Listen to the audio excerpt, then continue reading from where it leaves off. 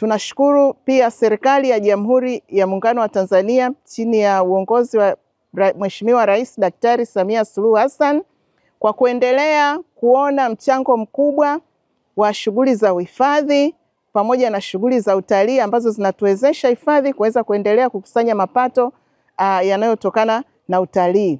Na katika hili tunashukuru kwa kuwezesha hifadhi kupatikana kifaa hiki cha kitaalamu ambacho kinatumia teknolojia ya kisasa zaidi ili kuendelea kufuatilia na kudhibiti migongano kati ya wananchi pamoja na wanyama wanaopatikana katika hifadhi ya taifa Saadani.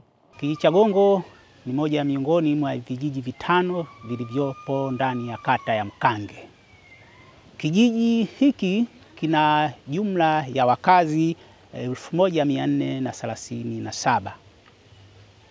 Kijiji cha Gongo kina changamoto kubwa sana ya tembo, na tunaamini kabisa uchumi wetu baada ya kutoka hapa tulipo utakuwa zidi ya hivi ambavyo tulivyo, kwa sababu tayari tuna njia nyingi ambazo za kuboresha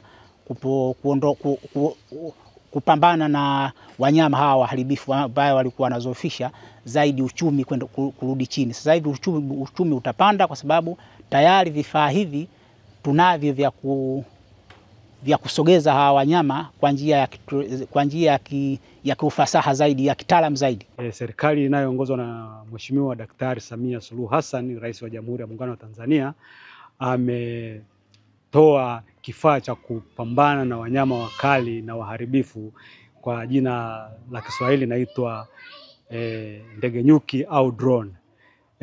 Kwa kifupi tu ni seme tu tunachokiomba katika jamii hii ya watu wa Gongo, tunaomba ule ushirikiano na udumu pale ambapo wanapoona kihatarishi chochote watoe taarifa kwa uongozi wa taifa ya hifadhi ya taifa ya Saadani ili tatizo hilo au changamoto hiyo iweze kutatuliwa kwa haraka zaidi. Hichi kifaa ambacho ni ndege nyuki kitaturahisishia kazi zetu za kupambana na ujangili hifadhini.